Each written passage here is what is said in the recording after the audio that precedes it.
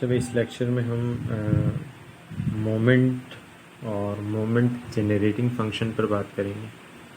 Moment के बारे में हमारी ख़ासी डिस्कशन हो चुकी है और मैंने आपको मोमेंट अबाउट मीन और मोमेंट अबाउट ओरिजिन के बारे में बताया था।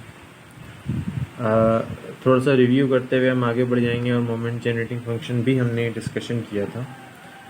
आरथ मोमेंट अबाउट ओरिजिन क्या होता है? E of x to the power R, उसे डिनोट करते हैं म्यू आर प्राइम, और ये इक्वल होता है summation x to the power R F of x के, provided that the x is in discrete case.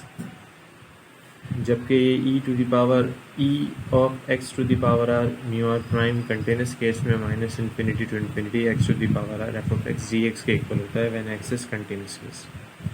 So ये डिस्क्रीट केस के लिए डिफाइंड है, ये कंटिन्यूस केस के लिए डिफाइंड है। Mu are prime, we say that this is said to be rth moment about origin. इसे आरथ मोमेंट अबाउट ओरिजिन कहते हैं। आर की value 0, 1, 2 and onward non negative integers पर डिपेंड करती है। जबकि आरथ मोमेंट अबाउट मीन जो होता है वो E of x minus mu to the power R, उसे हम डिनोट करते हैं, और बाय डेफिनेशन ये summation X minus mu to the power R F of X, जबकि इसका integral case X minus mu to the power R F of x D X के equal होता है। आर की वैल्यू वही रेंज करती है। तो ये rth moment about origin and rth moment about mean. इसी से मोमेंट जनरेटिंग फंक्शन डिफाइंड होते हैं, यानी कि एक ऐसा फंक्शन जो कि मोमेंट जनरेट करता है, मोमेंट क्रिएट करता है। ख़ास तौर पे कौन सा मोमेंट? आरथ moment about origin. तो उस फंक्शन को मोमेंट जनरेटिंग फंक्शन कहते हैं। तो मोमेंट जनरेटिंग फंक्शन से मुराद ऐसा फंक्शन जो कि मोमेंट जनरेट करे या मोमेंट क्रिएट करे। इन शॉर्ट उसे डिनोट करते हैं एम एक्स ऑफ टी से। बाय डेफिनेशन ये expected value of the exponential function होता है। Exponential function E to the power T X के इक्वल होता है। बाय डेफिनेशन ये डिस्क्रीट केस है, तो एक्सपोनेंशियल फंक्शन का जो एक्सपेक्टेशन है, मैथमेटिकल एक्सपेक्टेशन, हम कैसे फाइंड आउट करते हैं? हमें पता है summation X for all X E to the power D X F of x के इक्वल हो जाता है। इसी तरह कंटिन्यूस केस में ये minus infinity to infinity E to the power D X F of x ji X. Note that the independent variable is T. T यहाँ पे एक इंडिपेंडेंट वेरिएबल है and we are usually interested in the values of T in the neighbourhood of zero. और ये ज़्यादातर values of T कहाँ किस value की तरफ ली जाती है? ज़ीरो, ये ज़ीरो से नेबरहुड की तरफ लिया जाता है इसमें। इसको थोड़ा सा हम ये देखेंगे कि किस तरह ये जो फंक्शन है e to the power T x, ये मोमेंट जनरेट करता है या मोमेंट क्रिएट करता है, ये हमें देखना है। इसके लिए हम क्या करेंगे? एक्सपोनेंशियल फंक्शन का जो है आप मैक्लॉरेन सीरीज़ एक्सपेंड करते हैं। मैक्लॉरेन सीरीज़ आप जानते हैं, सीरीज़ एंड सीक्वेंसेस सीरीज़ में और या फिर कैलकुलस में आपने पढ़ा होगा मैक्लॉरेन सीरीज़ को किस तरह डिफाइन किया जाता है। So Maclaurin series expansion of E to the power T x, ये इक्वल होता है 1 plus T x plus T square x square upon 2 factorial plus t cube x cube upon 3 factorial and so on. तो rth power की तरफ जाएंगे t are x to the power r upon are factorial and up to infinity तक, चूँकि Maclaurin series एक infinite series है। इस तरह ये मैक्लॉरेन सीरीज़ एक्सपेंड हो जाएगी। और ये जो मैक्लॉरेन सीरीज़ है, ये मैक्लॉरेन सीरीज़ एक्सपोनेंशियल फंक्शन के रिस्पेक्ट से है। एक्सपोनेंशियल फंक्शन की मैक्लॉरेन सीरीज़ इसे कहेंगे। तो जब आप मैक्लॉरेन सीरीज़ ले लेंगे इसकी, now see the Maclaurin series e to the power T x इस सीरीज़ के इक्वल। तो अब हम सब्स्टिट्यूट कर सकते हैं e to the power T x को in place of E to the power T x की जगह सीरीज सब्स्टिट्यूट कर सकते हैं। तो नेक्स्ट स्टेप में क्या होगा?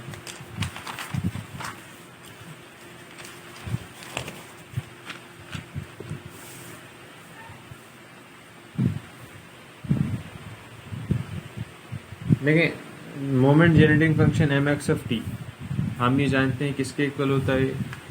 ये इक्वल होता है expectation of E to the power T x. अच्छा, expectation of E to the power T x में ई एज इट इज़ रहेगा, जबकि e to the power T x की जो मैक्लॉरेन सीरीज है इसे हम यहाँ पे सब्स्टिट्यूट कर देंगे। Now after substitution apply the definition of the expectation. Definition of expectation जैसे आप अप्लाई करेंगे तो डिस्क्रीट केस हम कंसीडर कर रहे हैं, ये समीशन 1 प्लस समीशन एक्स हो जाएगा, ये पूरी वैल्यू ब्रैकेट में आ जाएगी 1 plus T x plus T square x square upon 2 factorial up to T are X R upon are factorial and so on, और साथ में फंक्शन एफ ऑफ एक्स आ जाएगा जो कि प्रोबेबिलिटी डिस्ट्रीब्यूशन फंक्शन है। Now applying summation and F of X on right hand side, summation from left hand side on each of the following factor. जब इन तमाम पे हम अप्लाई करेंगे एट अ टाइम एक साथ समेशन और फंक्शन को, तो आपके पास ये फॉर्म मिल जाएगी summation F of X T summation X F of X T square upon 2 factorial summation X square F of x and so on up to T R upon are factorial summation X to the power R F of x, and ये up to infinity लिख जाएगा। देखिए, चूँकि T variable जो है ये एक independent variable है और समेशन जो है ये with respect to X apply हो रहा है, इसलिए टी जो है एज अ कांस्टेंट कोफिशिएंट या एज एन इंडिपेंडेंट वेरिएबल जो है कांस्टेंट के तौर पे बिहेव करेगा और समीशन से बाहर आ जाएगा, और समीशन सिर्फ रैंडम वेरिएबल एक्स और इससे रिलेटेड फंक्शन पे अप्लाई किया जाएगा। इस तरह जब ये सारे प्रोसीजर को अप्लाई हम करेंगे तो एट द एंड हम क्या फाइंड आउट करेंगे, लेकिन समीशन एफ ऑफ एक्स ये 1 के इक्वल होता है, T as it is summation X F of X ये म्यू 1 प्राइम के इक्वल होता है, T square upon 2 factorial summation X square F of X ये म्यू 2 प्राइम के इक्वल होता है। एंड इस तरह जब हम आगे बढ़ेंगे तो T R upon are factorial ये हो जाएगा म्यू आर प्राइम के इक्वल। इसका मतलब हुआ क्या, इसकी मैक्लॉरेन सीरीज को एक्सपेंड करने का जब हमने वैल्यू देखी तो ये मोमेंट जनरेटिंग फंक्शन जो है ये मोमेंट जनरेट कर रहा है। कौन सा moment? rth moment about origin, यानी कि first moment about origin, second moment about origin till rth moment about origin तक ये काम कर रहा है। So we can say that the coefficient of t to the power r upon r factorial is mu r prime. t to the power r upon r factorial का जो coefficient है वो है एक्चुअली म्यू r प्राइम, जिसे हम moment about origin कहते हैं, rth moment about origin, which is called the rth moment about origin and so called the moment generating function. And this is not so called, this is and so called mean origin, so therefore इसका मतलब है therefore called moment generating function. So ये वजह है कि हम ये जो e to the power T X है इस फंक्शन को मोमेंट जनरेटिंग फंक्शन कहते हैं। वाई? बिकॉज ये जो फंक्शन है ये आपको इस तरह मोमेंट जनरेट करके देता है। ये एक थ्योरम था, इसे भी थोड़ा सा हमने डिस्कस किया था। rth derivative with respect to t of the moment generating function at t is equal to 0 gives you mu r prime. ये एक केस है, इसमें बता रहे हैं कि मोमेंट जनरेटिंग फंक्शन का जब हम rth डेरिवेटिव लेते हैं और डेरिवेटिव निकालने के बाद t की जगह t 0 सब्स्टिट्यूट करते हैं तो आपके पास जो रिजल्ट आता है वो म्यू r प्राइम आता है। मतलब rth मोमेंट अबाउट ओरिजिन, आपको क्या मिलेगा? rth moment about origin.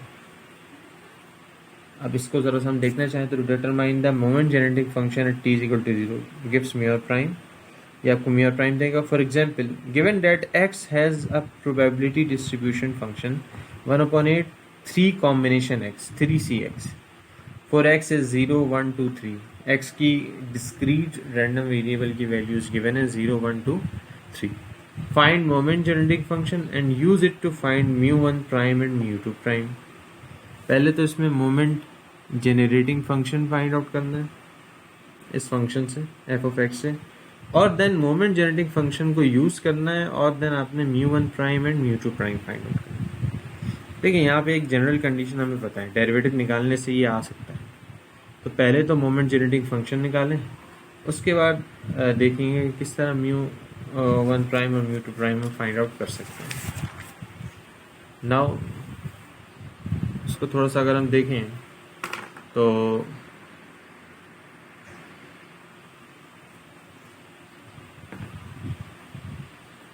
ये mx of t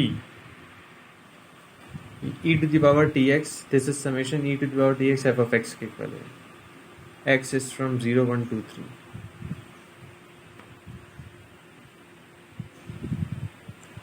summation apply कर दें 0 1 2 3 तो f ऑफ 0 आ जाएगा, e की पावर t टाइम 0 1 हो जाएगा, plus e to the power t f of 1 plus e to the power 2t f of 2 plus e to the power 3t f of 3 आ जाएगी। जब ये रैंडम वेरिएबल 0 1 2 3 हम substitute करेंगे और समेशन को एक्सपेंड करेंगे तो आपके पास ये फॉर्म आएगी। नाउ इनकी वैल्यूज निकालने f of 0 f of x आपको गिवन था और f ऑफ x गिवन क्या था आपके पास, f ऑफ x गिवन था 1/8 3 कॉम्बिनेशन x। इसी चीज़ को यूज़ करते हुए यहाँ पे 1/8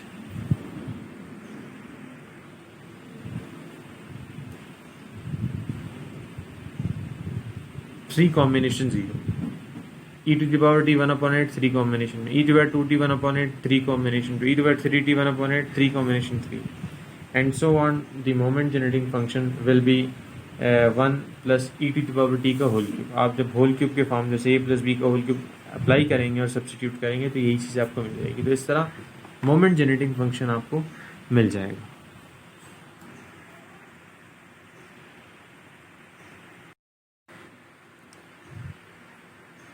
नाउ इस मोमेंट जनरेटिंग फंक्शन को जो आपने फाइंड आउट किया है इसकी वैल्यू को यूज़ करें और डेरिवेटिव निकालें। इसका rth डेरिवेटिव डिफाइंड है by theorem d rth derivative of mx of t divided by dtr, this is at t is equal to 0, this is mu r prime, ठीक है, rth moment about origin take करें। और सो जब हम r की जगह 1 substitute करेंगे तो म्यू 1 प्राइम आ जाएगा और r की जगह 1 होगा तो d बाई डी टी हो जाएगा mx of t at t is equal to 0। D by d t mx of t की वैल्यू है, होल वैल्यू है, ये पूरी वैल्यू mx ऑफ t की वैल्यू। सो इस पूरी वैल्यू का जब हम डेरिवेटिव लेंगे विद रिस्पेक्ट टू t, तो विद रिस्पेक्ट टू t जो डिफरेंशिएशन आएगा इसकी वैल्यू क्या आएगी आपके पास, mu 1 prime 1/8 3 1 plus e to the power t का whole square e to the power t। ये आप सिंप्लीफाई कीजिएगा, 3 जो है ये मल्टीप्लाई में आ जाएगा, so 1 plus e to the power t का स्क्वायर और into e to the power t, this is equation number 1। ये म्यू 1 प्राइम आया, ओके, सिंगल डेरिवेटिव लेने से आया है। इसी तरह इसका जब हम अगेन डेरिवेटिव लेंगे इस इक्वेशन 1 का, ये म्यू 2 प्राइम आपको देगा, ये हमने नीचे काम किया, लेकिन साथ साथ हम म्यू 1 प्राइम में इसकी वैल्यूज निकालना। आपने क्या करना है, at t is equal to 0, derivative at t is equal to 0 find out करना है। सो जब आप डेरिवेटिव निकालने के बाद t की जगह 0 सब्स्टिट्यूट करेंगे तो t की जगह 0 सब्स्टिट्यूट करने पे after simplifying form you will get result 3/2।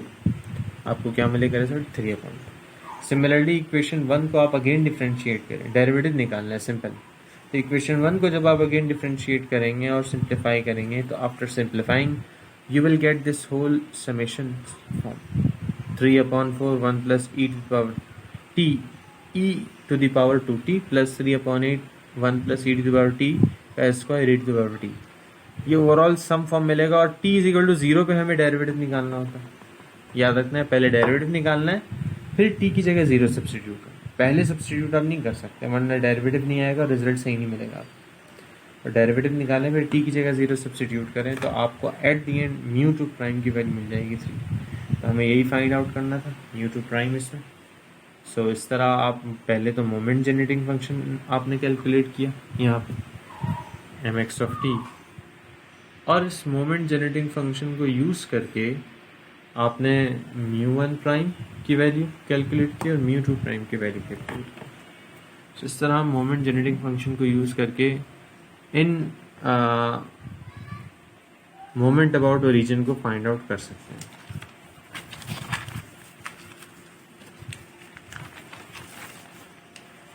ये थ्योरम है।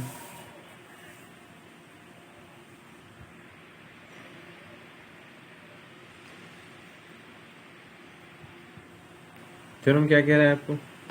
अच्छा, थ्योरम को अप्लाई करने से पहले moment genetic function M x of t की डेफिनेशन आप जानते हैं, e expectation of E to the power T x, this is summation e summation x t F of x.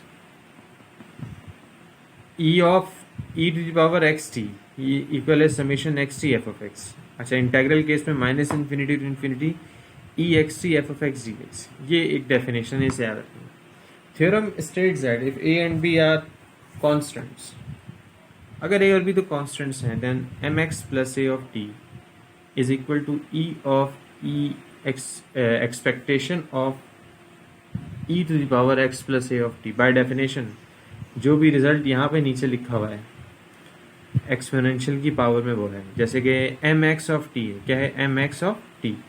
M x of t किसके equal है? Expectation of E to the power x t. इसी तरह m x plus A of T है, so e to the power x plus A of t हो जाएगा, सो ये equal है इसके। सिमिलरली पार्ट 2 में कह रहे हैं M B x of t, तो डेफिनेशन के मुताबिक एक्सपोनेंशियल फंक्शन का एक्सपेक्टेशन आएगा e to the power b x of t, और ये इक्वल है M x of B t के। एंड सिमिलरली पार्ट 3 में कह रहे हैं M x plus a upon b of T is equal to E to the power exponential function of x plus a upon b of t, और ये by definition और by property हम इससे prove कर सकते हैं e to the power a upon b times t m x of t upon b. तो ये 3 मेन रिजल्ट है जो कि हमें कह रहे हैं प्रूव करें। बहुत सिंपल प्रूव है, बस आपको ये डेफिनेशन पता होनी चाहिए, और ये पता होना चाहिए किस तरह हम इस डेफिनेशन को अप्लाई कर रहे हैं। अगर ये बात समझ में आ गई तो ये सिंपल बहुत प्रूव है। ठीक है, M x plus A of T by definition E of exponential function X plus A of T. अच्छा, हमने इंटेग्रल केस अप्लाई कर लिया, आप डिस्क्रीट केस अप्लाई कर सकते हैं। Minus infinity to infinity exponential function E to the power x plus A of T F of x D X. अब जरा और करें, ये ई की power x plus A of T है, ये टी दोनों से मल्टीप्लाई होगा, एक्स के साथ भी ए के साथ भी। और एक्सपोनेंशियल फंक्शन की पावर जब दो एंड सम की फॉर्म में, तो हम उसे अलग अलग बेस सेम पावर ऐड वाली कंडीशन में डिस्ट्रीब्यूट कर सकते हैं। तो इस तरह जब आप ये काम करेंगे, e to the power a t यहाँ से जो आपको मिलेगा उसको आप बाहर निकाल सकते हैं, क्योंकि इंटेग्रल जो है सिर्फ एक्स के रिस्पेक्ट से अप्लाई हो रहा है, तो ए टी का कोई रोल नहीं है इंटेग्रल में। तो बचेगा क्या? यहाँ पे आपको e to the power x t मिलेगा और साथ साथ एफ ऑफ एक्स मिलेगा, ये पूरी फॉर्म आ जाएगी। अच्छा, ये है क्या? E to the power a t के अलावा ये पूरी फॉर्म है क्या? ये एक्चुअली डेफिनेशन है, देख रहे हैं आप, ये डेफिनेशन है एम एक्स ऑफ टी की। तो ये डेफिनेशन आपको अगर पता हो तो आप सिंपली आसानी से काम कर सकते हैं। सो एट द एंड आप e to the power a t m x of t apply करते हैं। सिमिलरली इसका पार्ट 2 भी इसी तरह का है, इसमें भी यही कह रहे हैं M B x of T is equal to E to the power exponential function B x of T minus infinity to infinity, और दिस होल डेफिनेशन अप्लाई करेंगे, सिंप्लीफाई करेंगे और इंटेग्रल की कुछ एक प्रॉपर्टीज अप्लाई करेंगे तो आपको ये फॉर्म मिल जाएगा। देखिए, ये minus infinity to infinity E to the power X of B T कर दिया इसे, बी एक्स के साथ यहाँ मल्टीप्लाई हो रहा था, बी को टी के साथ मल्टीप्लाई कर दिया। कर सकते हैं हम, सिंपल मल्टीप्लिकेशन है, सिंपल अलजबरा है। तो जब आपने ये काम किया तो ये खुद ही आपको क्या मिलेगा? E x b t, m x of B t, e x t m x t, e x b t m x of B t. तो सिंपल है। सो ये इस तरह प्रूव हो जाएगा। सो पार्ट 3 जो है do it your self, simple इसी तरह की डेफिनेशन अप्लाई होगी, एक्सपोनेंशियल फंक्शन की कुछ एक प्रॉपर्टी अप्लाई करके आप ये काम कर सकते हैं। कुछ एक प्रॉब्लम्स हैं, इन प्रॉब्लम में जो एक problem find mu two prime and sigma square for the random variable x that has the probability distribution for 1/2 for x is equal to -2 and x is equal to 2। ये आपके पास एक problem given है।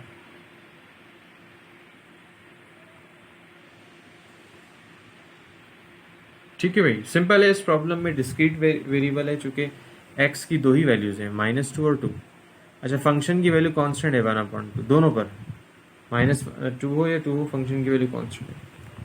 Then आपको ये function और इनकी इस random variable को यूज करके कह रहे हैं find mu two prime and sigma square. इसका छोटा सा मैं हिंट दे रहा हूँ, म्यू इक्वल है ई ऑफ एक्स और ई ऑफ एक्स इक्वल है म्यू वन प्राइम पे, और म्यू वन प्राइम या ई ऑफ एक्स आप कैसे निकालते हैं, summation F of X.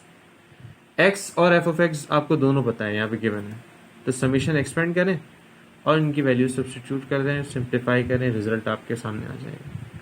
Mu two prime भी इसी तरह निकालेंगे, mu two by definition E of x square के इक्वल होता है, सेकेंड मोमेंट अबाउट ओरिजिन, और expectation of this x square becomes summation X square F of x. तो इसकी एक्सपेक्टेशन को जब आप समीशन को एक्सपेंड करेंगे इसी तरह जैसे यहाँ किया, और वैल्यूज रैंडम वेरिएबल की वैल्यूज और फंक्शन की वैल्यू सब्स्टिट्यूट करेंगे, तो आपके पास at the end simplified form में रिजल्ट आ जाएगा। लास्ट में जब आप ये दोनों चीजें फाइंड आउट कर चुके होंगे तो सिग्मा स्क्वायर आप फाइंड आउट कर सकते हैं, that is mu two prime minus mu square. तो इस तरह आप सिग्मा स्क्वायर भी निकाल सकते हैं इसमें।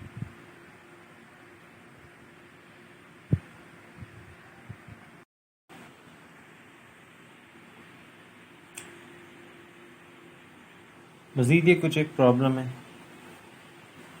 पहली प्रॉब्लम में कह रहे हैं find MGF moment generating function of continuous random variable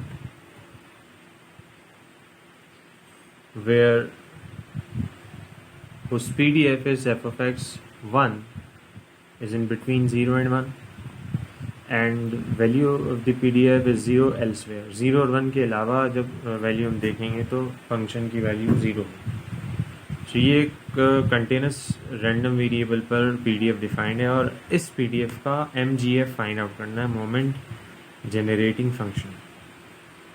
सो आप इसे फाइंड आउट कर लीजिएगा, सिंपल है। मोमेंट जनरेटिंग फंक्शन की डेफिनेशन अप्लाई करें और इंटेग्रल केस इसका अप्लाई करके आप फाइंड आउट करें, क्योंकि इंटेग्रल केस अप्लाई होगा due to continuity. Next problem में कह रहे हैं find mu two prime and sigma square. Mu find out करना है E of X, mu two prime and then sigma square. Last problem हमने जो अभी देखी थी ये वही प्रॉब्लम है, बस फ़र्क ये था कि वो डिस्क्रीट केस में था, ये कंटिन्यूस केस में। सो इसके लिए आपको जस्ट क्या चाहिए, PDF चाहिए जो कि गिवन है x/2 0 और 2 के इन बिटवीन। फंक्शन की वैल्यू x/2 है, 0 और 2 के इन बिटवीन। एल्सवेयर 0 और 2 के अलावा कहीं भी आप फंक्शन की वैल्यू सर्च करेंगे वो क्या वैल्यू आएगी, 0 एल्सवेयर। सो मोमेंट जेनेटिक फंक्शन की डेफिनेशन जो कंटिन्यूटी केस के रिस्पेक्ट से, इसे जस्ट इंटीग्रेट करना है, 0 से लेके 2 तक इंटीग्रेट करना है और जो डेफिनेशन है उस पर अप्लाई करके इस प्रॉब्लम को सॉल्व कर लेना है। जिस तरह लास्ट वाली प्रॉब्लम को हमने डिस्कस किया था सेम वही चीज़ है, बस फ़र्क ये डिस्क्रीट और इंटेग्रल का।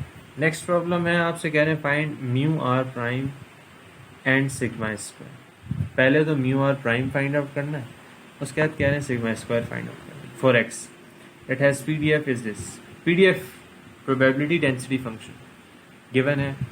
फंक्शन की value 1/ln3 1/x into 1/x।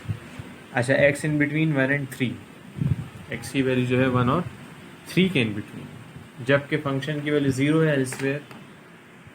Function की वैल्यू क्या है, 0 एल्सवेयर। एल्सवेयर मीन इस रीजन के अलावा फंक्शन की वैल्यू 0।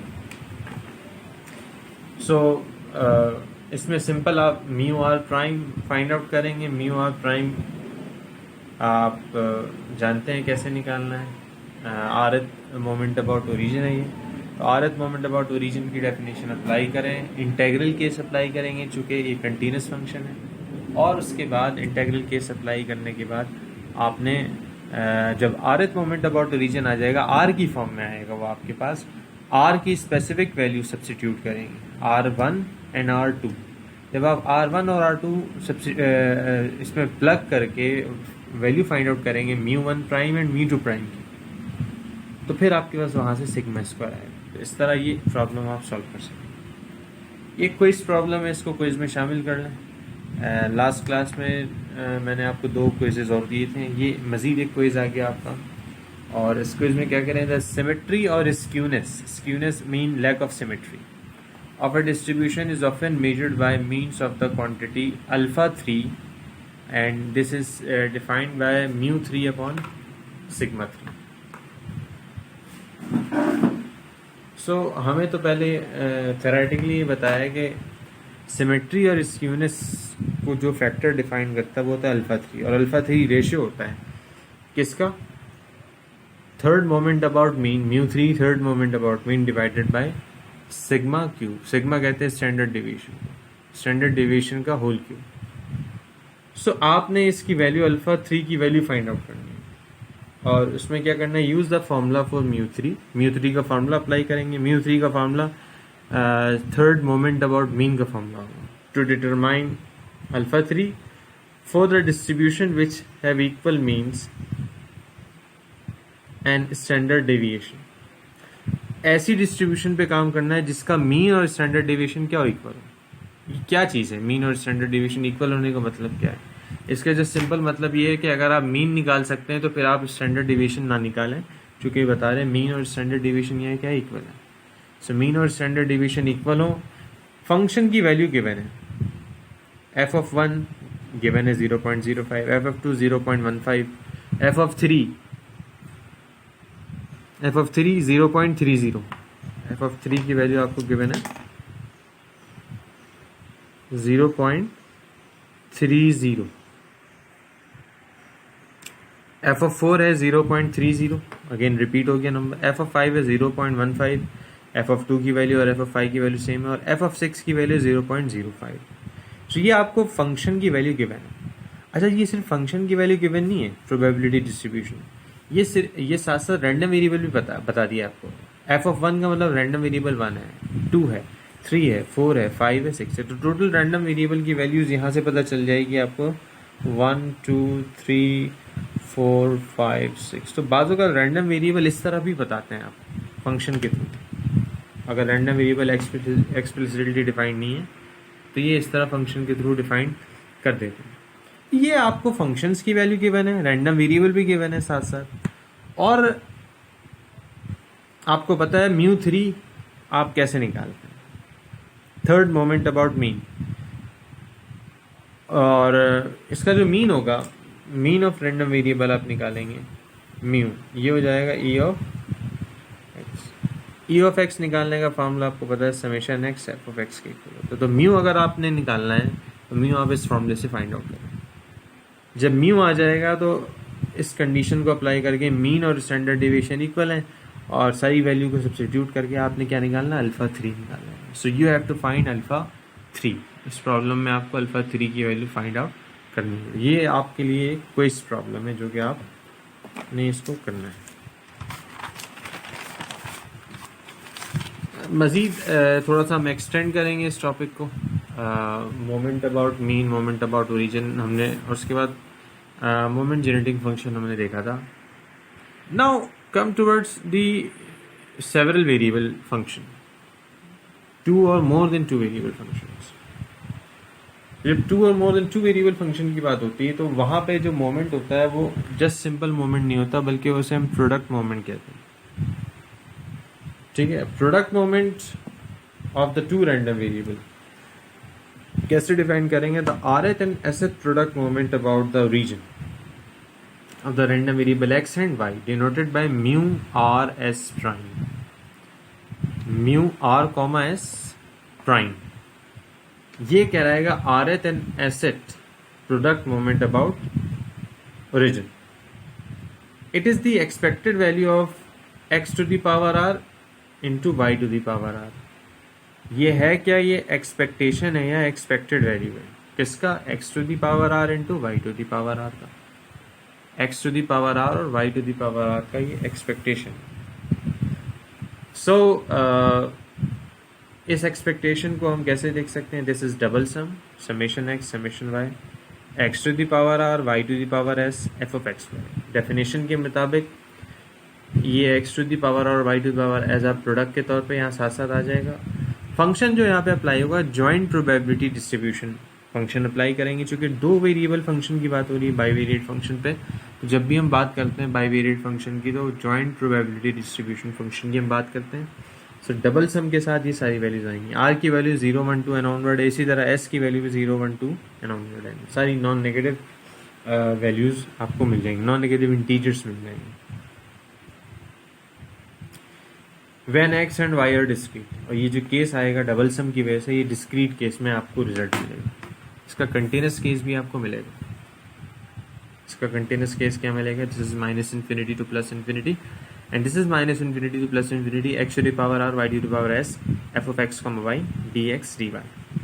पहले with respect to d x integrate करना है, फिर with respect to d y integrate करना है, और इसमें बता दिया when x and Y are continuous. So यहाँ पे भी आपको डिस्क्रीट और कंटिन्यूस केस मिलेगा। तो आप देख रहे हैं रैंडम वेरिएबल की अप्रोच, डिस्क्रीट अप्रोच अलग है, कंटिन्यूस अप्रोच अलग है, और दोनों की डिफरेंट अप्रोचेस पे हर जगह आपको दो डिफरेंट डेफिनेशन मिल रही है, कहीं कंटिन्यूटी की बेस पे, कहीं डिस्क्रीट की केस पे मिल रहा है। नोट दैट म्यू 1,0 की वैल्यू ई ऑफ एक्स है। क्या करेंगे आप? आर की जगह 1 और एस की जगह 0 सब्सटीट्यूट करें, किसी भी फॉर्म में सब्सटीट्यूट कर दें, डिस्क्रीट में या कंटिन्यूस में, तो at the and simplified form में आपको ई ऑफ एक्स की डेफिनेशन मिल जाएगी। अच्छा, इसी तरह म्यू 0,1 आपको मिलेगा ई ऑफ वाई। देन आपको फाइंड आउट करना म्यू 0,0 और म्यू 1,1 प्राइम, ये क्या आ रहा है। ये दोनों वैल्यूज आपने फाइंड आउट करना है और बताना है कि प्रोडक्ट मोमेंट में ये दोनों वैल्यूज क्या आएगी। तो the rth and sth product moment about mean of the random variable x and y denoted by mu rs।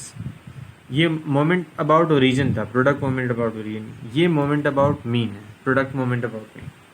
तो छोटा सा फर्क यही आ जाएगा, x माइनस म्यू सब x।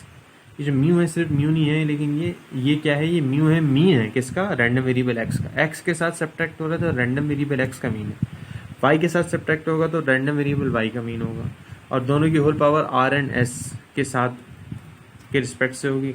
So this is discrete case and this is continuous case. Minus infinity to infinity, minus infinity to infinity, x minus mu sub x to the power r, y minus mu sub y to the power S F of x comma Y D x D Y.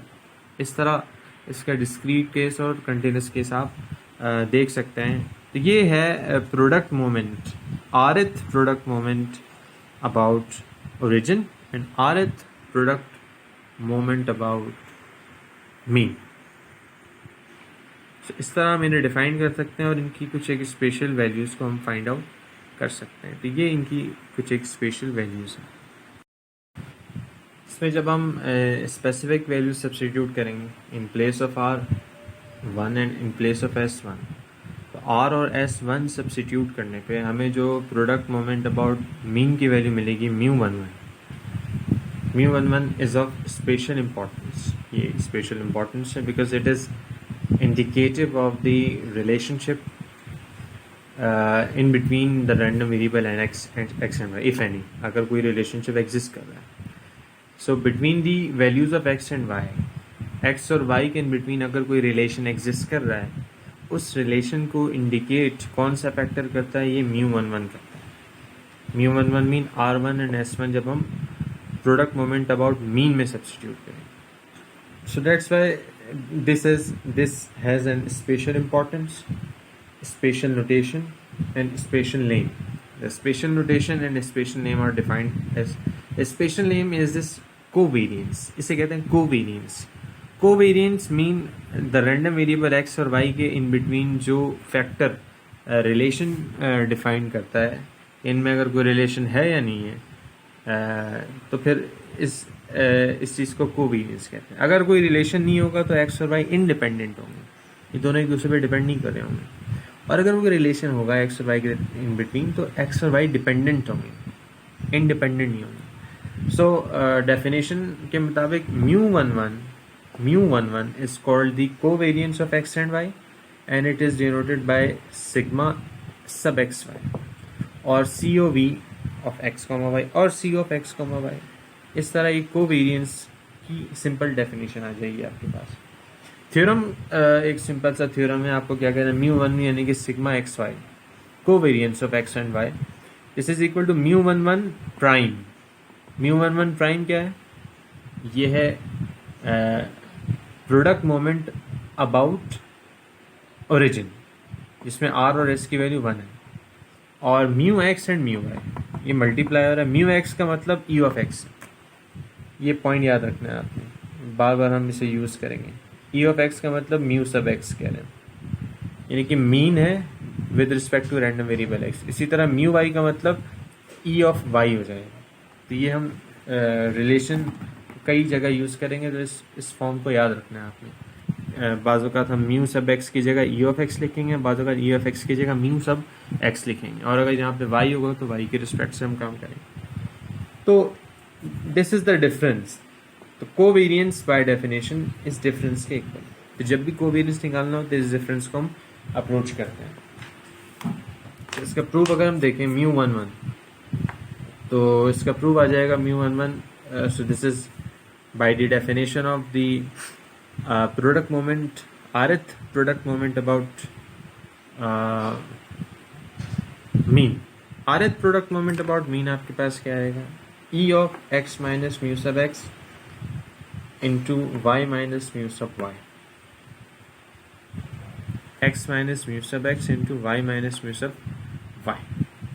So इसका जब आप expectation calculate करेंगे इसके respect से,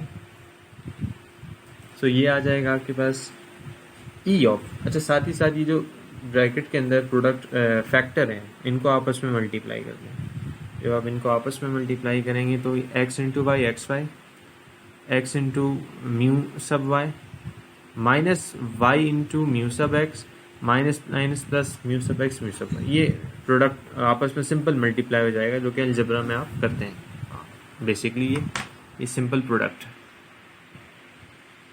ठीक है। सो इस simple product को निकाल कर देन आपने क्या करना है, इसको सिंप्लीफाई करना है। और ई जो है ये एक लीनियर ऑपरेटर है, एक्सपेक्टेशन है, इस पर हमारी बात हो चुकी है, और ये ई सब पे अलग अलग अप्लाई होता है। अच्छा, एक्सपेक्टेशन हम हमेशा रैंडम वेरिएबल पर अप्लाई करते हैं, क्योंकि रैंडम वेरिएबल का एक्सपेक्टेशन होता है, तो जो कांस्टेंट होता है वो बाहर आ जाता है। तो इस तरह जब एक्सपेक्टेशन अप्लाई करेंगे, ई एक्स कॉमा वाई दोनों रैंडम वेरिएबल है, इस पर आपस ओवरऑल अप्लाई हो जाएगा। म्यू सब वाई एक कांस्टेंट नंबर, मीन एक कांस्टेंट नंबर होता है। सो एक्सपेक्टेशन सिर्फ किस पे अप्लाई होगा? रैंडम वेरिएबल एक्स पे, म्यू पे अप्लाई नहीं, क्योंकि कांस्टेंट नंबर है। ये कांस्टेंट है, मीन है वाई का, लेकिन है कांस्टेंट, तो कांस्टेंट पे अप्लाई नहीं होगा।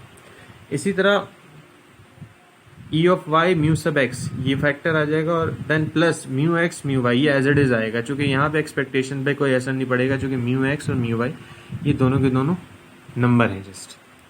सो जब आप इसे गौर करेंगे तो ये क्या चीज़ आ जाएगी? देखिए, मैंने आपको बताया था ऊपर, ये चीज़ यहाँ पे जब अप्लाई करेंगे, ई ऑफ आई का मतलब म्यू सब वाई है, म्यू सब एक्स, ये नेगेटिव साइन के साथ है, ये पॉजिटिव साइन के साथ है, ये दोनों फैक्टर कैंसिल आउट हो जाएंगे। जब ये दोनों फैक्टर कैंसिल आउट होंगे, so at the end you will get e of x is equal to mu sub x and e of y is equal to mu sub y. You will finally get this result. अच्छा, इसी चीज़ को e of x comma y को आप कहते हैं mu 1 1 prime, product moment of x into y. So ये चीज़, ये आप इस फॉर्म में लिख दें, इस फॉर्म में लिखने बात देखिए। सो इस तरह कोवेरियंस बाय डेफिनेशन इसके इक्वल आ जाए। तो आपको जब भी कोवेरियंस निकालना तो आप इसकी वैल्यू इस तरह देख सकते हैं।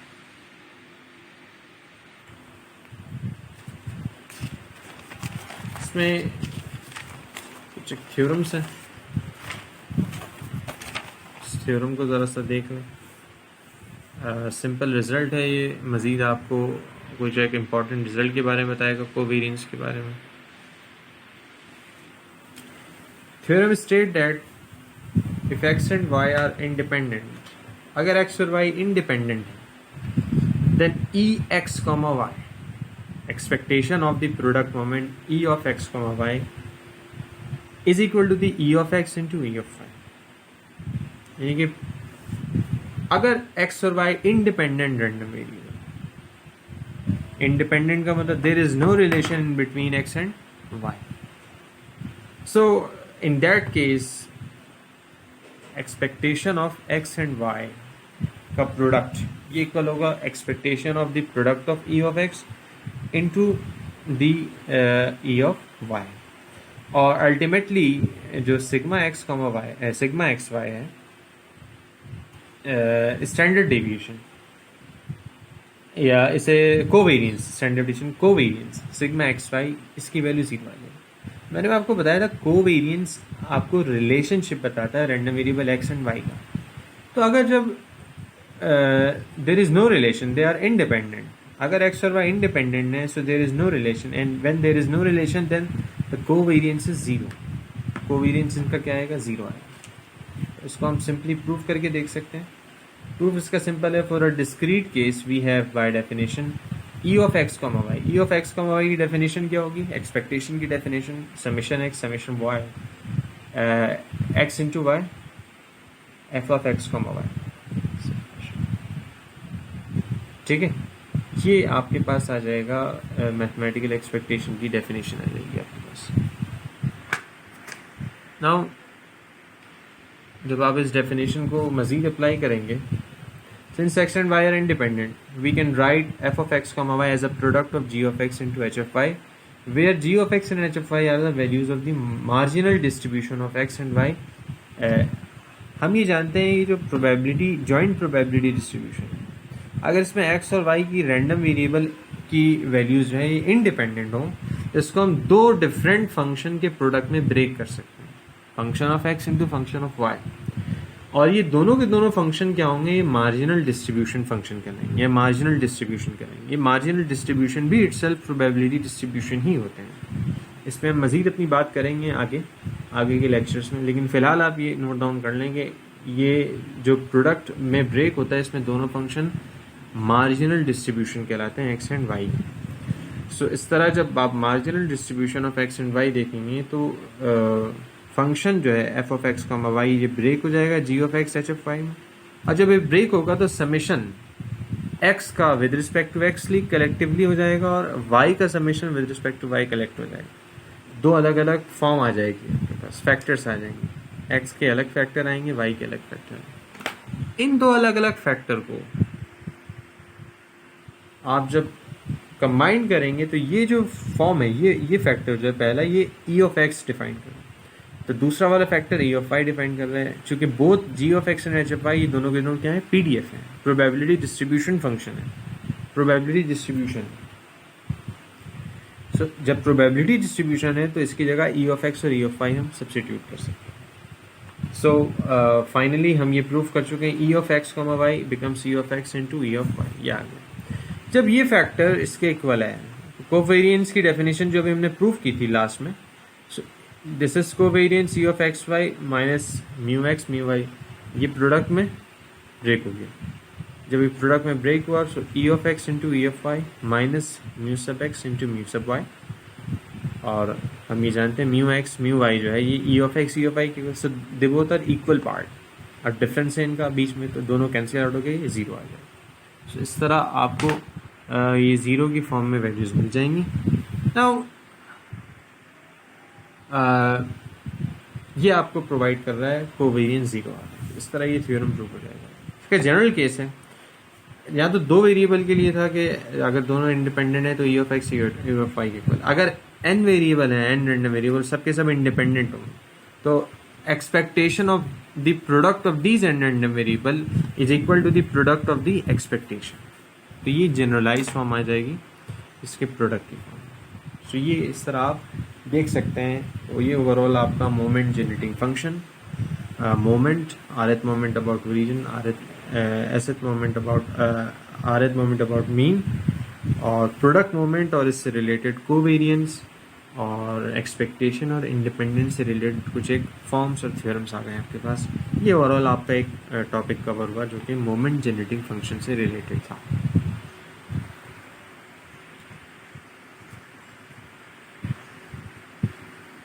That's it.